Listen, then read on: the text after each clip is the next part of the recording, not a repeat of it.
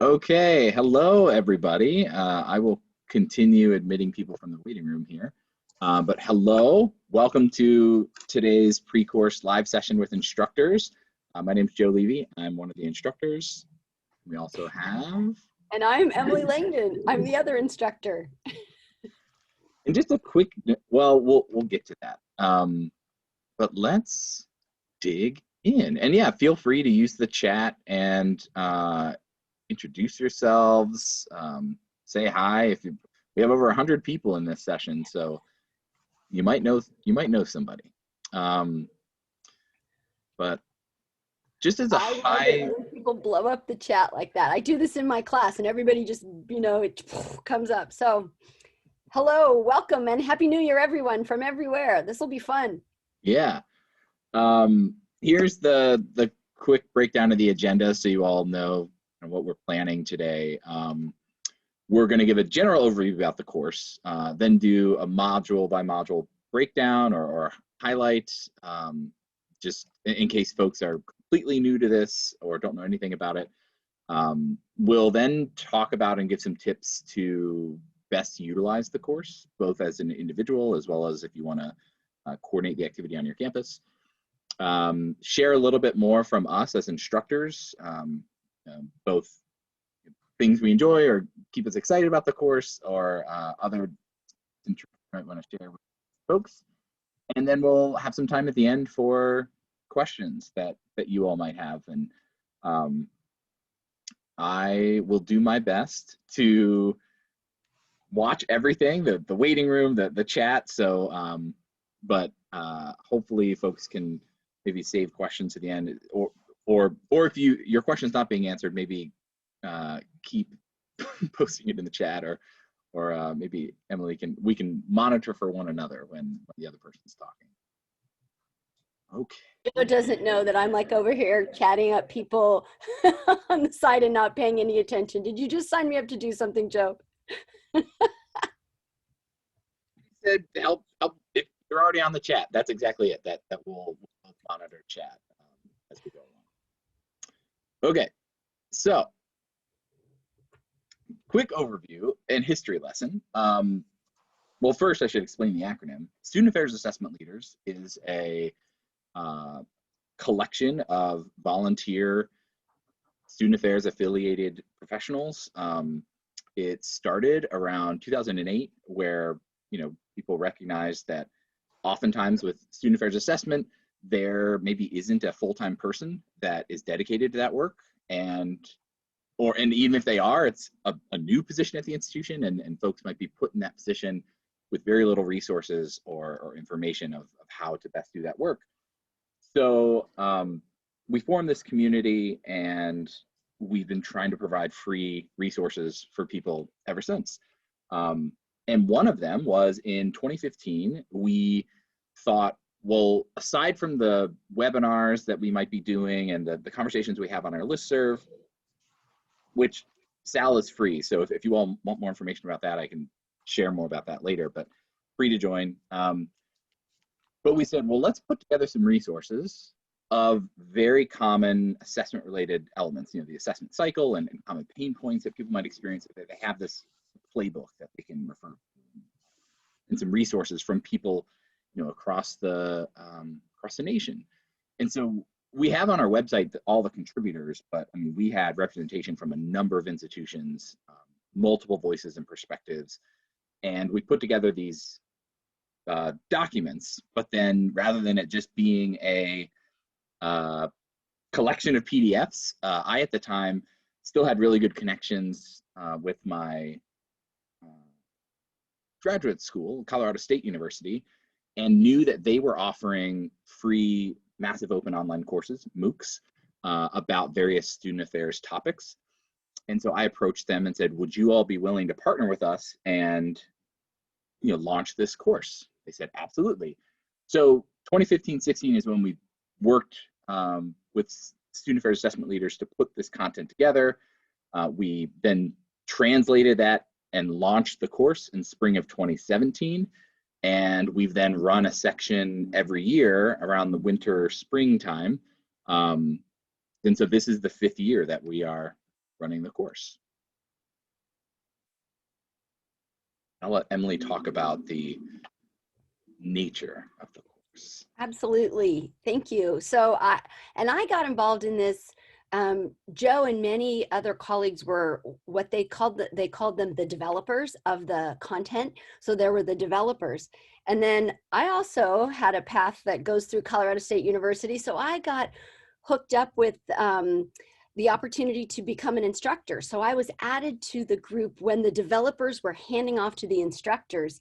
And that was a very interesting time because 2 of the instructors were developers and I was not. So it was, it's just been a process, and it's so fun that we're still doing this. So we've done some changes. We're all assessment people, so we respond to the feedback that we get. And one of the things that is different in this current iteration, we've tried this once, we're going to do it again.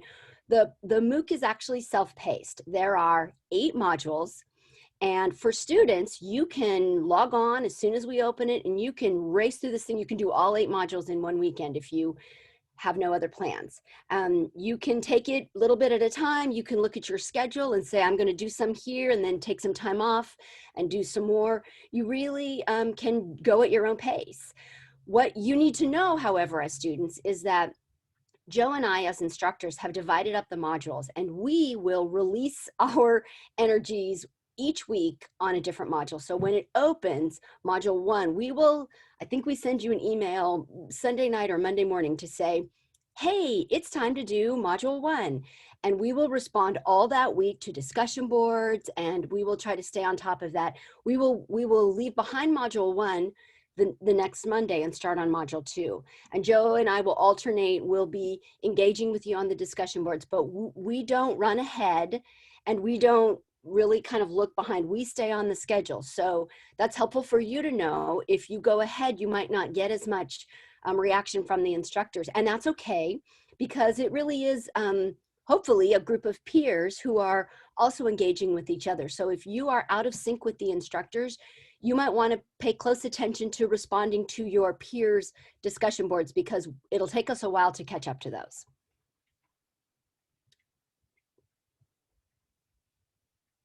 Oh, this is still me, my slides. So I am talking about the structure now. Again, it starts on February 8th and we'll go week at a time. There are the 8 modules, and the enrollment will stay open till March 26th. So you can start this, and then you can be talking with a colleague who says, oh, I wish I could have. They can dive right in.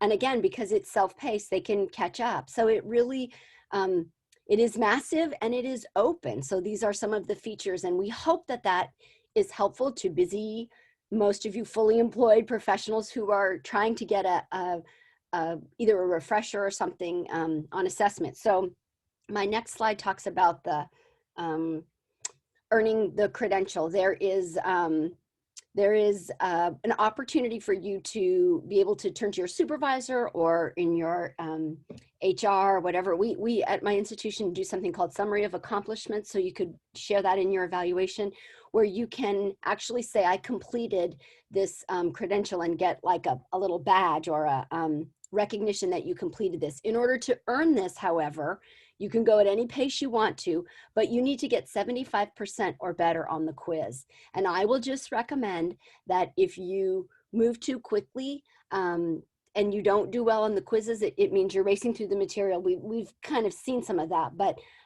you can move forward as fast as you want, as long as you get the C+, right, 75% on the quizzes. And we've added 2 features. There are 2 actual assignments that need to be turned in modules 3 and 5. So again, kind of take a look at the full amount of expectations, and you can choose to go at whatever pace you want.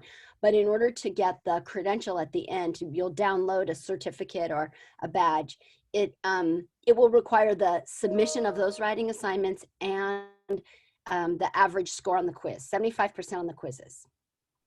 And just to speak quickly on those pieces, just to build off of what Emily shared. One, It's 75% or better on each quiz. Each quiz. And so we've had to clarify that with some students where maybe their overall across all the quizzes, like final grade in the course is, better than 75%, but they kind of missed that mark on a certain module. So it's per quiz. And also for the writing assignments, we're really excited about adding that because we've heard over the past couple of years that students want more opportunity to demonstrate their learning. We thought the discussion boards were a good place for that, but we finally committed to putting out some writing assignments. And I was intentional in putting the language here of just complete or turn in. We're not this year requiring to earn the credential that you have to get a certain score on those assignments. We will be scoring them with a rubric, which students, it's accessible to them. They can see what that is before they turn in the assignment so that they can plan accordingly. And so you will get feedback, and we'll use those scores, this year from data and maybe set a specific target for next year around those writing assignments. And Joe, excuse me, there's a question about what happens if you score below 75% on a module? You're thrown out of the course. No, I'm kidding. So you do get 3 opportunities for each quiz. So, and it tells you, your score. So if you didn't get 75% on the first try, you can go back and review the material and take it again. So, and to reiterate Emily's point, if you review the course material, you should be able to ace the quiz. It's usually the people that are trying to rush through it or go too fast or maybe skip a video because they feel like they know the content and that's where they miss it. But yeah, just one more note on the writing assignments so that people don't feel like there's too much pressure on them. They're converted discussion boards. So we took the discussion boards for modules 3 and 5 and took that prompt and made it the writing assignment.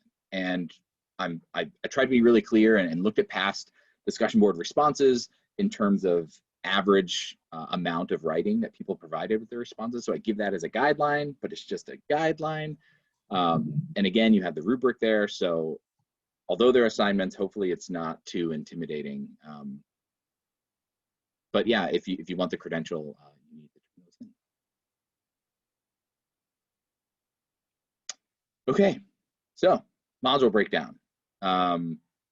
Number 1, the first module is, here are the learning outcomes. It's in a lot of ways setting the stage. We give some definitions to make sure everyone's on the same page of what we're talking about with assessment, which is important because that term can be thrown around and used in different contexts. So we want to make sure we're on the same page as we start the course. And we also just give high level of like what assessment can be done and identify and set the stage for the importance of stakeholders in the process and what that culture can look like within student affairs.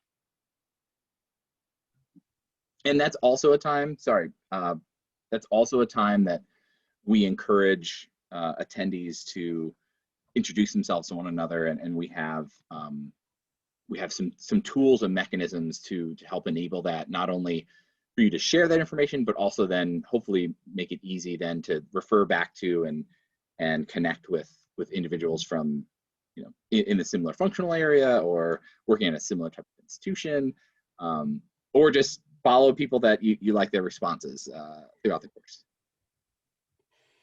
It's a little bit like what just happened in the chat where people get to introduce themselves, and it's fun to go back and see how, I mean, much like the chat, people are from all over and all kinds of different institutions. So one of the things that we did at one point, and you'll see it in module 2, which you can see the learning outcomes here. It's the beginning. It talks about planning, right? The assessment cycle. Many of you will recognize it, and it may or may not look like exactly what you do, but it's some information about planning steps. And I'll just say now that the video is way too long. It is a long one. So get yourself a cup of coffee or whatever you drink and get comfortable and try to stay engaged in that. We've already talked about how that should be maybe 2 videos and a I'll work on that in my downtime to clean that up. But I'll be along the ride in module 2. And what will happen is you'll be invited to join a discussion board based on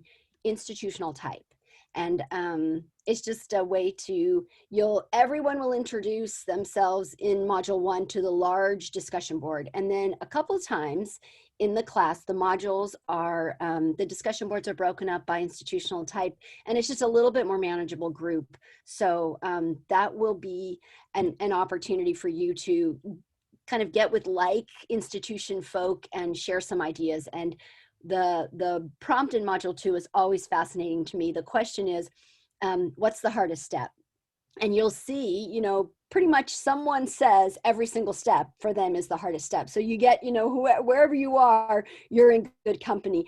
And then you start to think about how we get over these challenges. And there may be some networking that can happen with people sharing the step that they're struggling with. So that's module 2. And you'll see me weighing in on that one.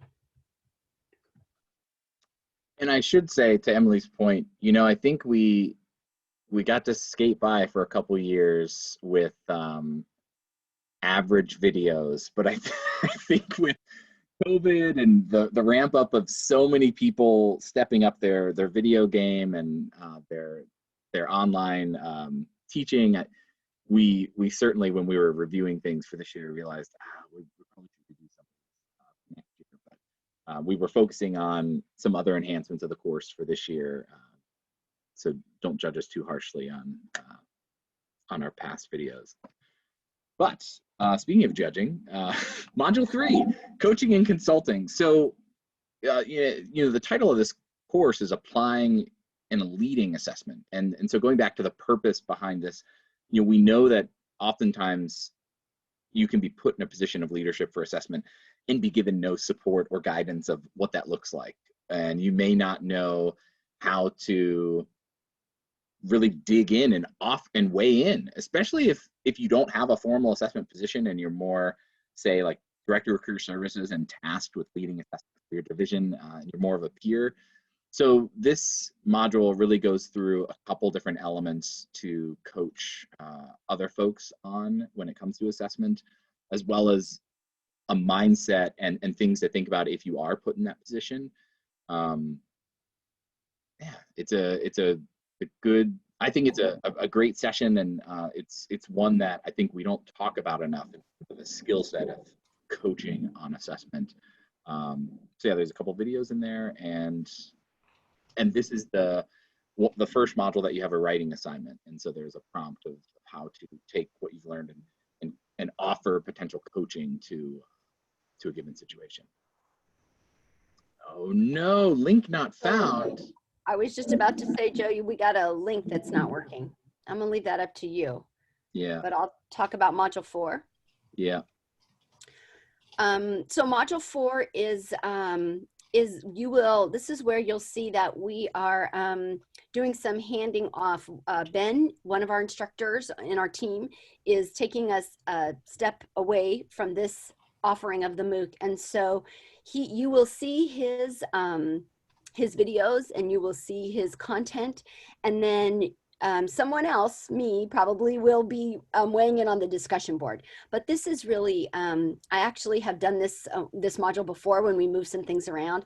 This is the one where you start to make sure your work isn't out of whack with everything else going on at your institution. And there's a whole module committed to aligning institutionally with your vision and mission and priorities of your context. And so once again, the discussion boards will kick to institutional type, and it really is, it's fun for me when I respond to them, because you can sense, based on mission and vision that participants are sharing, what institutional types they feel, and they look different, and their visions reflect that. So it's an interesting time to be working with, again, the like institutions, and you will work on mission and vision. And if you've got that all in alignment, you can drop that in, because there are other people who are still working on some of those features, or revisiting a mission or a vision of a department or an institution.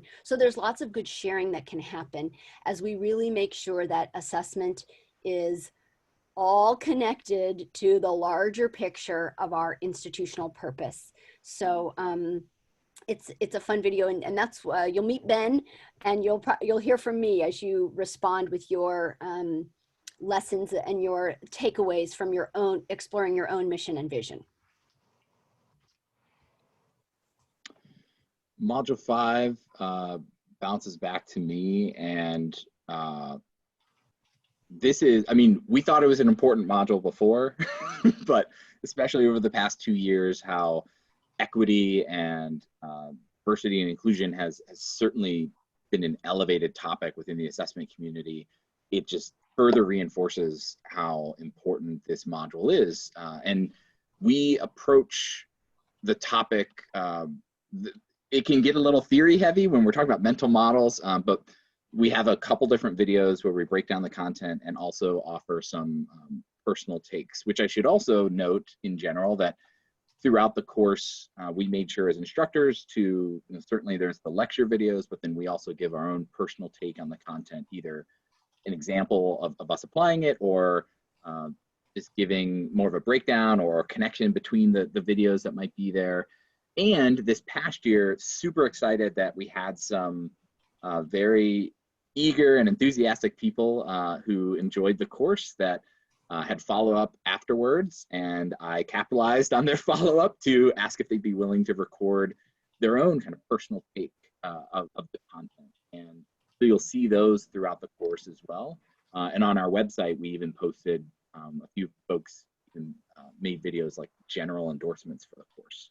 So we're really excited to have done that, because that was also part of some student feedback we received last year of the desire for more diversity of perspective in covering the topics. And certainly you have that amongst yourselves on the discussion board, but seeing that on like the lecture page is useful. And we're gonna hopefully, now that that's set up, hopefully continue to get some of that interest this after this course run as well, and see if we can continue to add to those videos.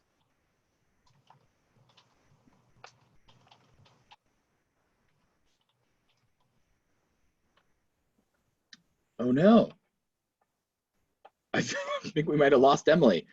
So module 6 is one that again Ben and Emily will be tag teaming, and it's using data to inform decisions. So as you can see from the list of outcomes here, it's talking about that end process to the assessment cycle in terms of, okay, you have your data, you have the importance of reporting and considerations at that point, and how you might look to how you might consider external data sets or other data beyond just your own internal targets or reports. We do touch on some terms like statistical significance and sampling, as well as strategies for reporting, but we don't necessarily dive too deep into those topics.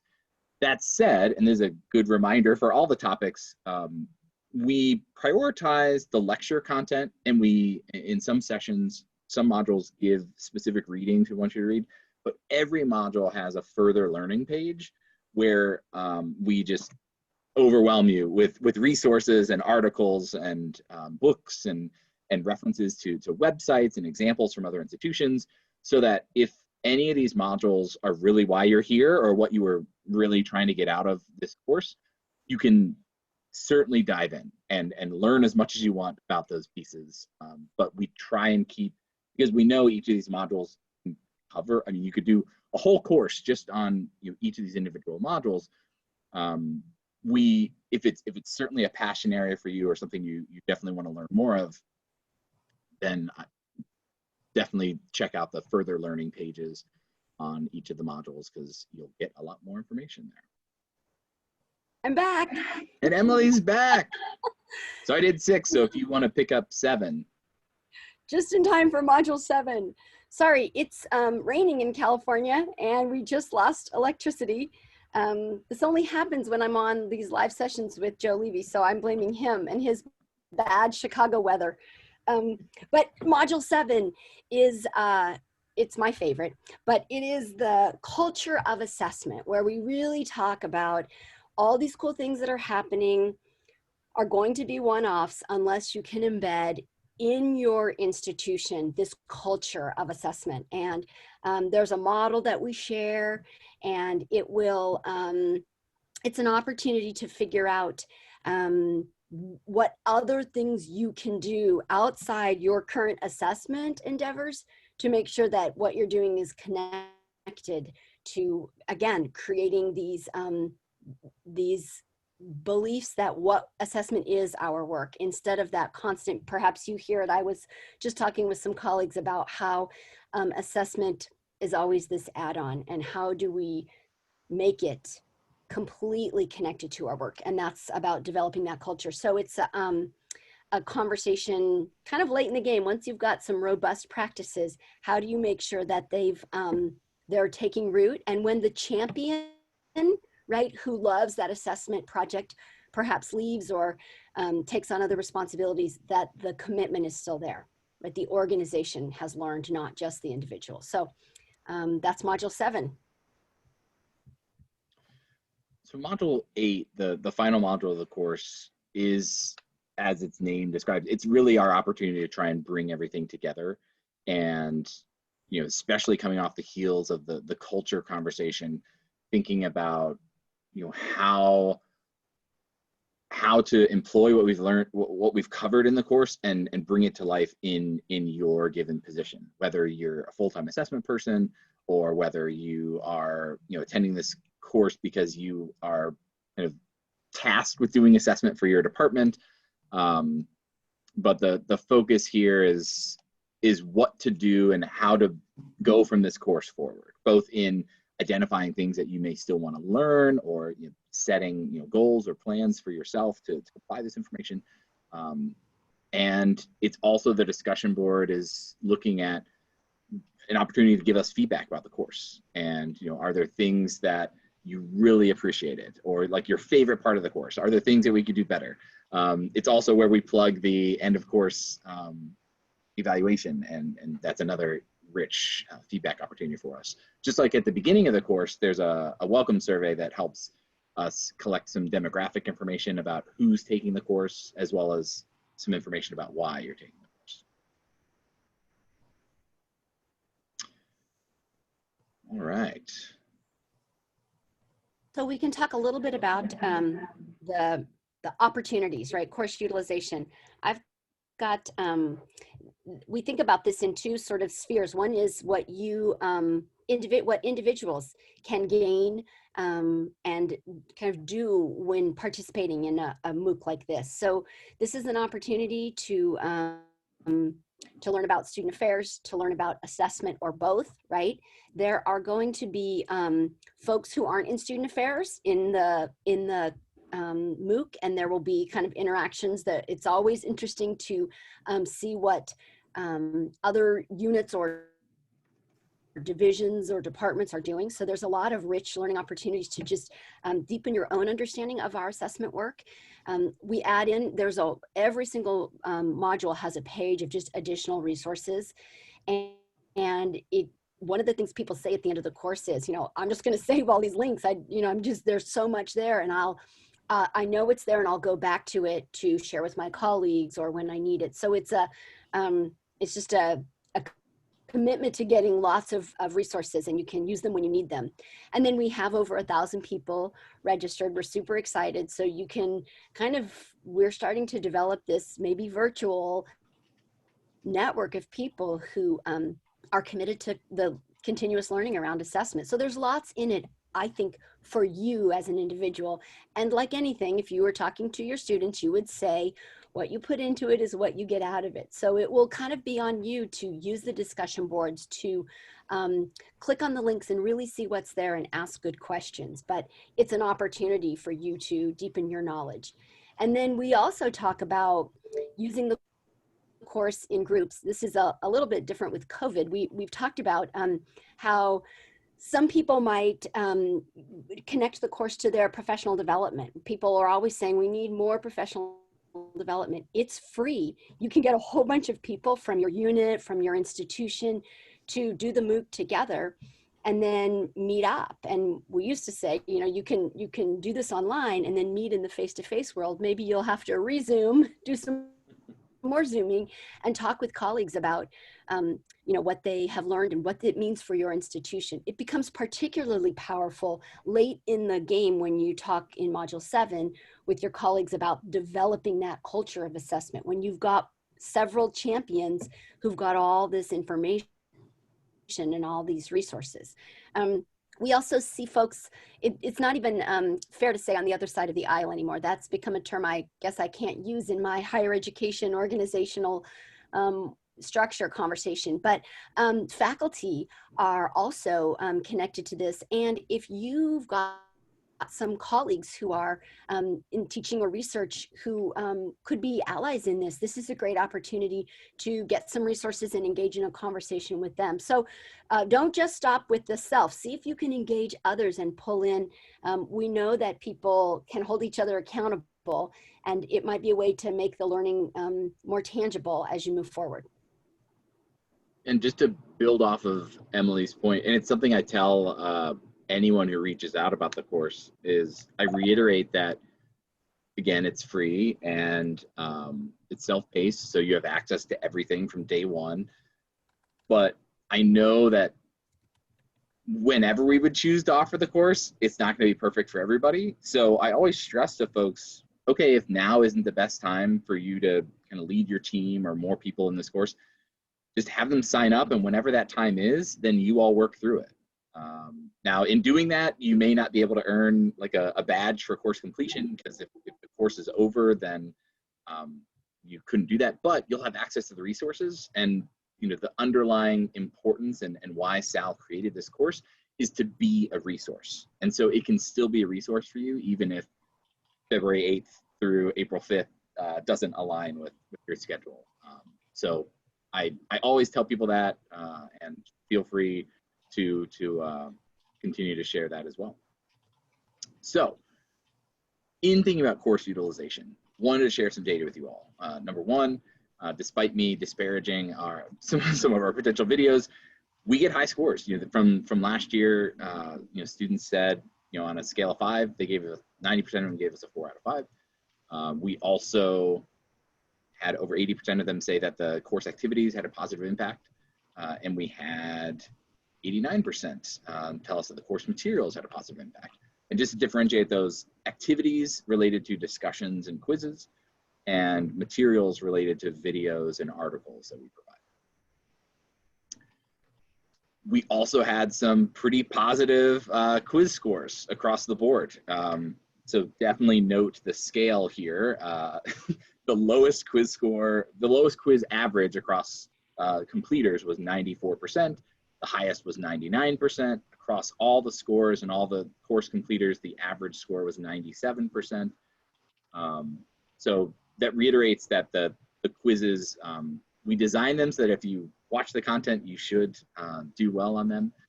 But when we look at this, we also then look at some data breaking down individual questions. And if we see that certain questions are throwing students more than it should, we revise those and pay attention to that. But we're super excited about our completion numbers. This is it's a MOOC. If you're not familiar with MOOCs, they generally range anywhere from like 3 to 15% in terms of completion numbers, and the 15% is certainly on the high side as an average. And we've done really well in exceeding that, and that's with thousands of students. Every year we've had over 1,000 people in the course. Last year we had over 2,000 students in the course, and we had some of our highest numbers. Even during COVID, we had some of our highest numbers. So, it's not just us thinking that this course is great. The students taking it and their feedback and completion really helps signal that as well. All right, instructor perspective. Emily. no. Good, she's back. Emily, do you want to talk about Ben? I am back, and it says you're.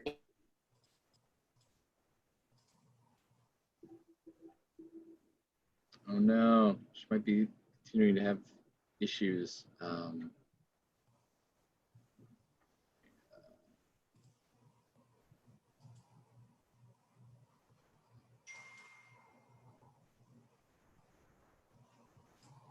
But we have become, we've never met in public, in person, the three of us haven't. We've only worked virtually, and we have a really nice team.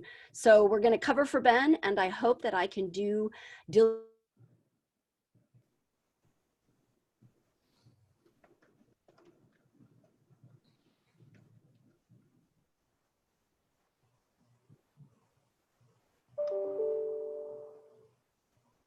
Sorry, so since Emily's kind of in and out, the gist of it is boards. It's 4 and 6. I'm gone again. Emily, you keep cutting in and out. I'm so sorry. No, it's fine. Just to underscore, because we got pieces of what you shared. Ben has been, we're the three amigos. Ben being our third instructor, and he recently got a new job working at Piedmont College as a faculty member, and he got slammed with his spring course load in terms of, I think he's teaching like 4 or 5 courses this term, and so he just knew that it was not going to be feasible.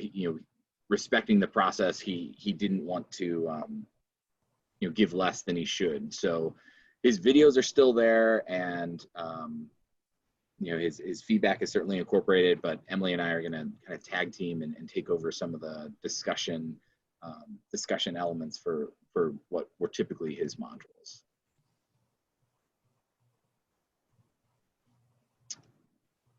And then Emily, you want to try and take this? Do I dare? My internet still. Oh no. Okay, I'll take this slide. So just wanted to highlight some of the key enhancements that we did this year. So refresh of readings and resources. We wanted to make sure that we're incorporating the most recent articles and also double checking links and making sure access to things and that they didn't move on us. We enhanced the syllabus for the course, both actually using the syllabus tab within Canvas, as well as building out the external version of the syllabus for the course. And we made some adjustments to ease course navigation. So each module, if you're only looking for certain content, like kind of the main page, there's hyperlinks to those, and just giving students multiple ways to get to the content, so that whichever way you go, you can get there.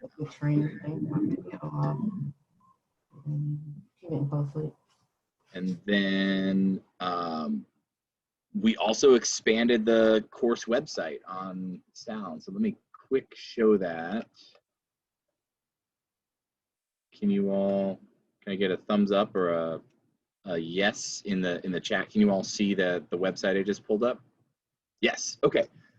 So the online course used to just have one lonely site, and it was underneath this professional development tab.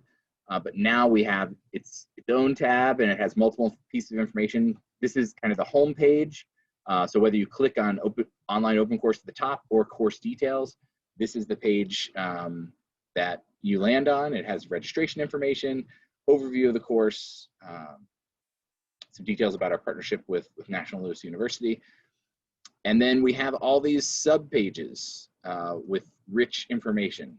So as I alluded before, we've had a lot of people help with this course. And so you can see us as the instructors as well as the course contributors.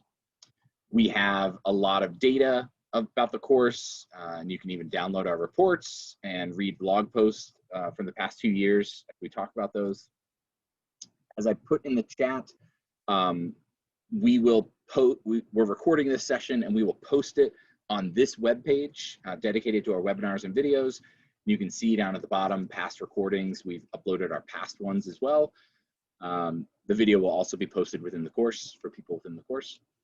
And this course resources page has a tips and tricks resource document that you can utilize and look at, both to think about individual as well as collective taking of the course. And this was largely sourced by people we knew that they had coordinated group efforts at their institutions, and so we learned from them, and they were we're grateful that they submitted their tips so that we could have this document. And we also allude to the fact that this course is a free open resource, and you can reuse, recycle the content as you see fit. Just give us credit of where it came from. All right, so that's the website. And then some other enhancements. I alluded to this already. We were lucky enough to, and thankful to have gotten feedback from a number of students that took the course last year who were willing to give us record little videos about their favorite module or what they really took away from content. So we're really excited about how those turned out, and hope you all appreciate it as well beyond just the instructor perspective.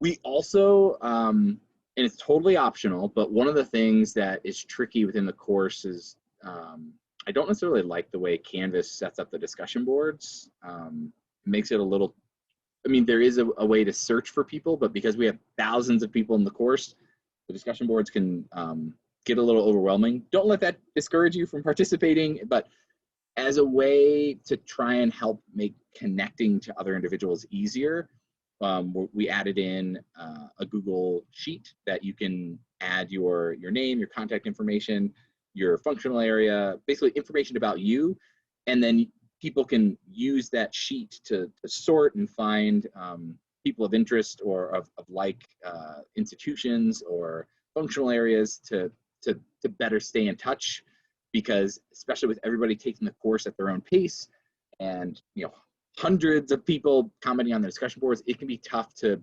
see maybe responses from a fellow career service person or a fellow res lifer.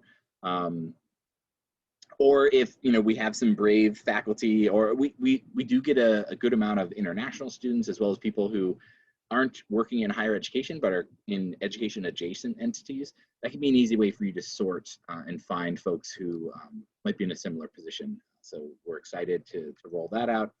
We already covered the assignments that are created in modules 3 and 5, and the partnership with National Louis University. So in the history piece, I skipped this bit because I knew it was coming up. We partnered with Colorado State University for the first 3 years of the course, and then they had some online course development prioritization things that came up, and thankfully National Louis University was able to step in and kind of pick up the mantle and keep running for the course.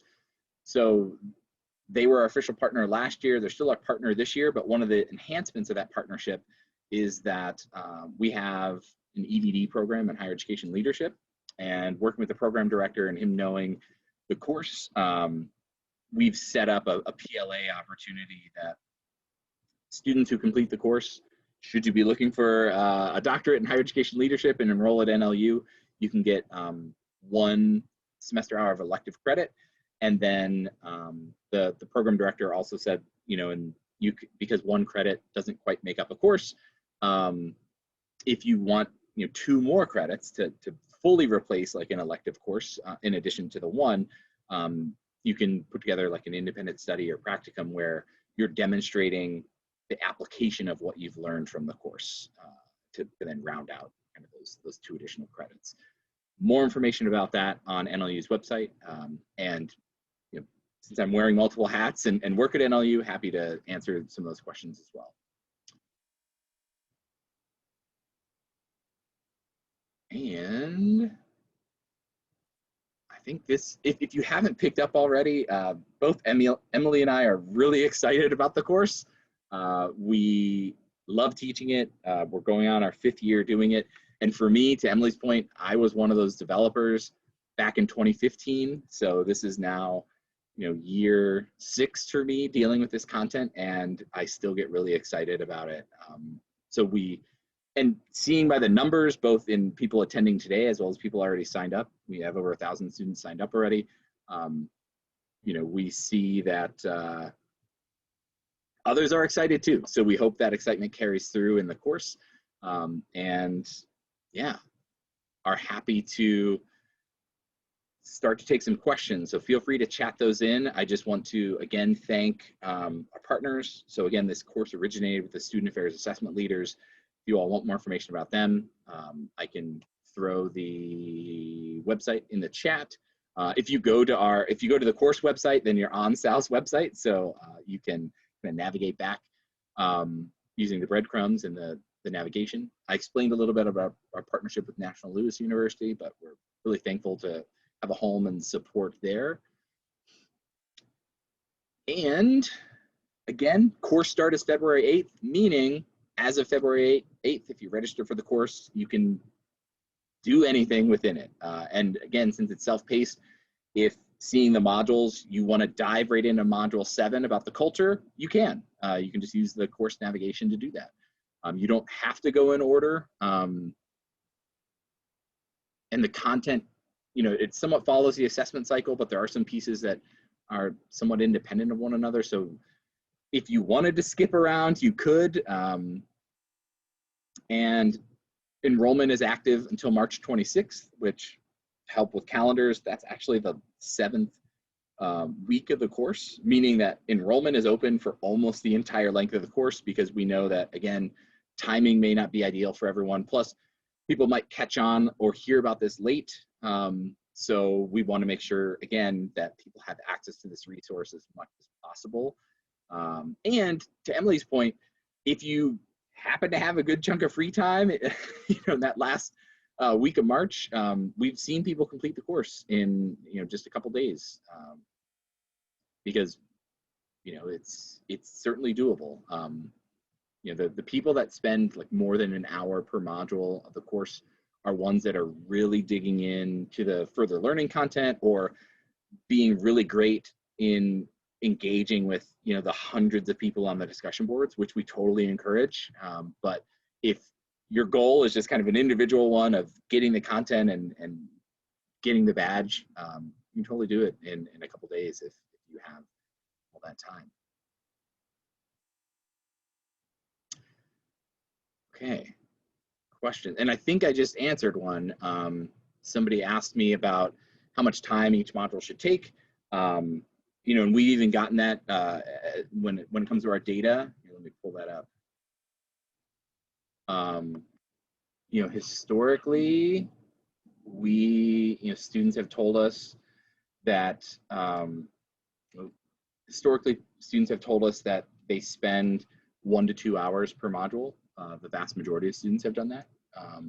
So we have that over a couple of years as a consistent benchmark, which is great to know, because then we can put that out there for people. Yeah, here we go. 85%. And this past year, which was the first year we had kind of a higher spike in results. There were some students saying it took up to like 3 or 4 hours per module, but part of that as well was, this course was launched and happening exactly around when COVID really locked down across the US. So knowing the stress that people had with their jobs and institutions during that scramble, you can only imagine that dedicated time and attention towards this, especially if maybe you had kids at home like I did, might be a little scattered and might take you a little more time. But yeah, the vast majority from the past couple of years, 85 to 90% of people said they dedicate 1 to 2 hours to each module. And let's see what other questions people have.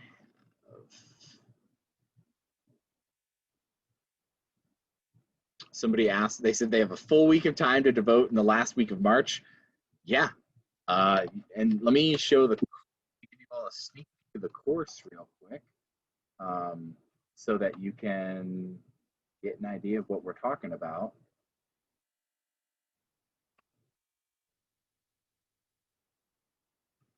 So each module, well, module one's a little heavy because there's some introduction and the welcome survey, and but each module largely follows this model of, you know, an introduction page, lecture content, the further learning I referenced, a discussion board prompt, and a quiz. And module 3 and 5 have the additional assignment, but by and large, you know, our videos are 5 minutes or less, with the exception of 2. There's 2 videos that kind of exceed, and those are ones that we're like, we really need to tighten that up. But if you think about it, with 8 modules where, you know, you have 3 to 4 videos of 5 minutes or less, those are the lectures. And if you look to, like, there's no required readings for module 1 or module 2. There's just a couple articles in module 3, no required readings in module 4. So largely your time is the lecture and then the discussion boards, the quizzes, and the assignments. So as long as you have a chunk of time, you can totally get this done in a week, for sure. That being said, just like we said at the very beginning, obviously then that course experience is going to look a little different, right? Because you're doing everything at once, and so you may not be getting active responses from other students who, you know, are further along or maybe still playing catch up, but totally doable. All right. Let's see what other questions we have here. A lot of thank yous, excitement, love it, love it. Opportunity to make up the end of semester dialogue. I'll say this: I'm more than happy to talk to anybody anytime about the course, but you know, it's somewhat of a finite time, just because we have to pick kind of a one-time deal, much like this session. You know, I'm sure some people couldn't make it today and would have loved to have been here. We record that end of semester, end of term meeting as well, so you can always get that information. And again, always happy to have one-off conversations with folks, and love getting that feedback from people outside of the course. Again, that's what helps inspire and lead to people volunteering their time to record some of those videos. So, you know, I don't know if I have familiar friendly faces on here, but you know, I think folks who know, anyone that's worked with me knows that I'm more than willing to talk with people beyond, both outside of the course as well after the course has ended. So please don't hesitate to reach out. And people will have access to the course February 8th, you know, as of like 12:01 a.m. February 8th. So you'll be good there. And anyone who, because I did experience one person did email me saying like they registered and then never like heard anything back from Canvas about being registered, and I can confirm to see who's registered in the course. And you're supposed to get an email with information, and even if you don't receive the information, you can always go to Canvas, the course, the registration website. Let me pull that over. And once the course is active, like if you're enrolled, it should say you're enrolled. And once the course is active, there's even like a button here to enter the course. So if all else fails and you haven't received an email, you can always go to canvas.net and find the course. And again, you can always email me and I can send you links, confirm if you're registered, if you're logged in.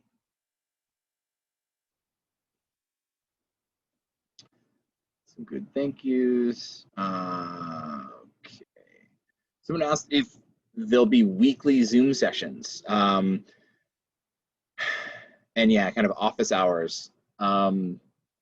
We have not done that, largely because, again, with thousands of students in the course, it's usually enough time of us engaging on the discussion boards, grading the assignments, and keeping up with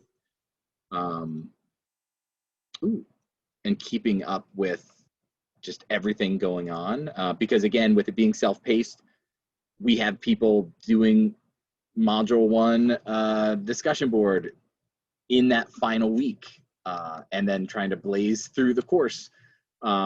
So it's usually a lot of time dedicated to us with things that we're doing. But like I said, I'm always happy to engage with students one-on-one. So while there may not be scheduled office hours, I always respond to emails. And my goal with the course is, especially after the first term where we were trying to play by normal MOOC rules and knowing that there's thousands of people in the course, that you don't have to respond to everyone. Well, we quickly heard from people that they felt that and they wanted to be responded to. So one of the things that I try and make it a personal mission to is respond to every single post, especially in the first discussion board, and then in the weeks that I cover. And I know the other instructors work hard to engage everyone as well. And we do have, as far as, here we go, we do have, as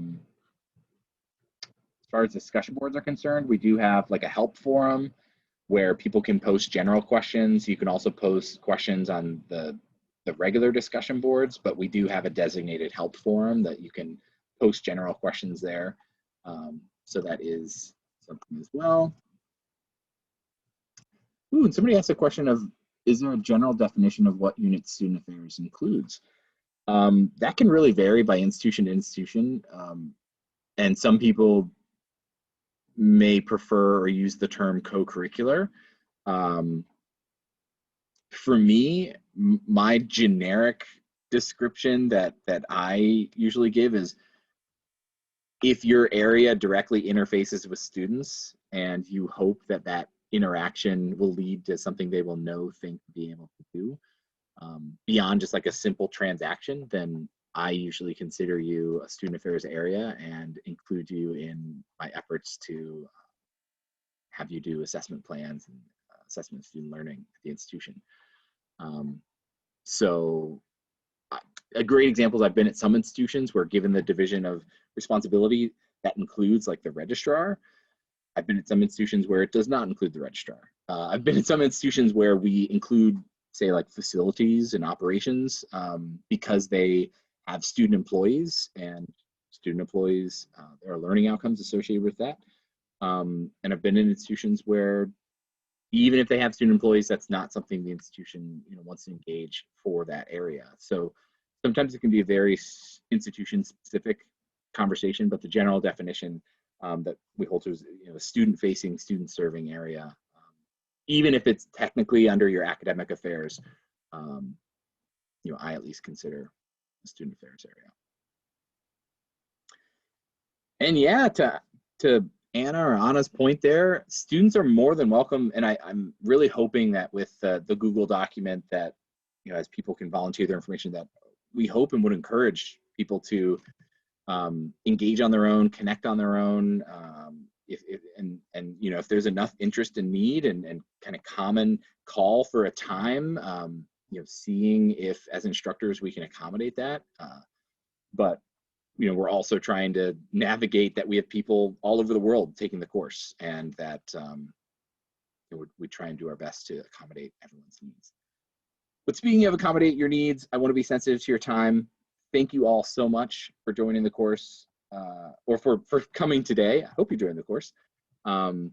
You can always reach out to me to answer any questions. Sorry, Emily's been texting me, giving me updates and apologizing, and given her technical difficulties, but she will be awesome as well in the course. And we'll post this on the SAL website. This video will also be posted within the course. And yeah, hope to see you all soon. And even if you're not taking part of the course, feel free to reach out. Great to engage with people who are interested in assessment. Have a great Wednesday. Have a great rest of your week. Be well, be safe. So long.